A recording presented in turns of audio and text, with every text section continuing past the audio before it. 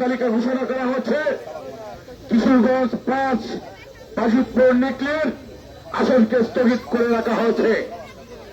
তারই পরিপ্রেক্ষিতে আমরা স্পষ্ট ভাষায় বলে দিয়েছি এবং স্পষ্ট ভাষায় বলতে চাই, যতক্ষণ পর্যন্ত বাজিতপুর নিকলি কিশোরগঞ্জ 5 আসনের সংসদ সদস্য হিসেবে শেখ মুজিবুর ইকবাল সাহেবের নাম ঘোষণা না করা হবে, ততক্ষণ পর্যন্ত আমরা রাজপথ, রেলপথ, নৌপথ প্রয়োজনে যা কিছু করা প্রয়োজন আমরা তাই কিছু করব, তাতে আমরা কোনো রকমের পিছপা হব না।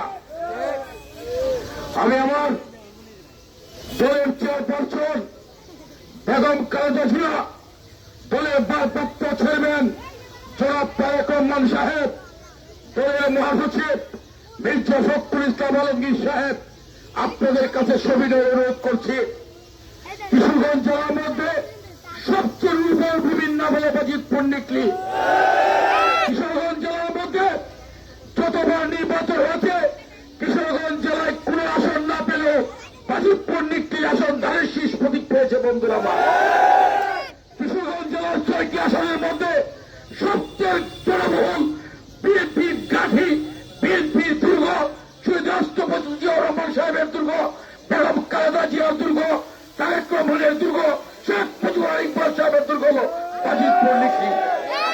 দীর্ঘ 36টি বছর যাবৎ বাংলাদেশ জাতীয়তাবাদী দলের রাজনীতির সাথে সম্পৃক্ত ছাত্র দল করতে করতে আজকে বিএনপি করি, বিএনপি সহ সকল অঙ্গ সকলের নেতৃবৃন্দকে নিয়ে আজকের এই পথসভা দাঁড়িয়ে ম্যাডাম আপনার কাছে আমাদের অভিযোগ, আপনার কাছে আমাদের অনুযোগ, আপনার কাছে আমাদের চাওয়া, আপনার কাছে আমাদের পাওয়া সমস্ত আশা আকাঙ্ক্ষার প্রতীক ম্যাডাম আপনি এবং তারেক রহমান সাহেব বাজিতপুর নিকলি 5 আসন থেকে শেখ মুজিবুর ইকবাল সাহেবকে অবিলম্বে তাকে এই বাজিতপুর নিকলি আসনের এমপি হিসেবে ঘোষণা করতে হবে।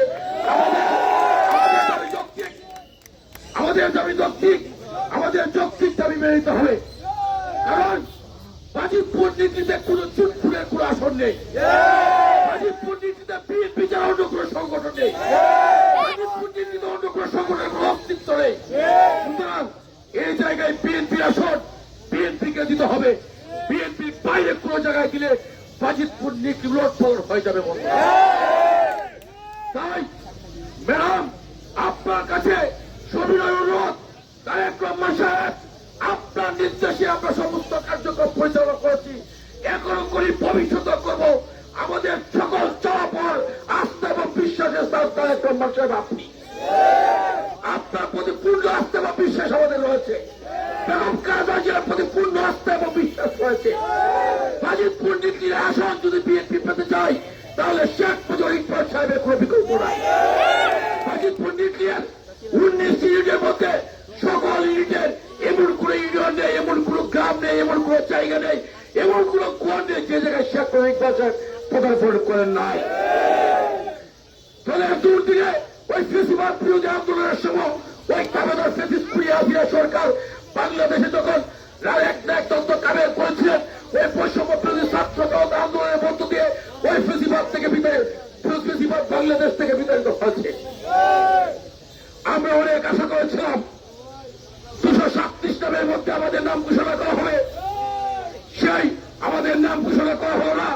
ফেসিবাদ বাংলাদেশ থেকে বিতাড়িত হয়েছে, কিন্তু ফেসিবাদের দূষণও কিন্তু এখনো বাংলাদেশে রয়ে গেছে।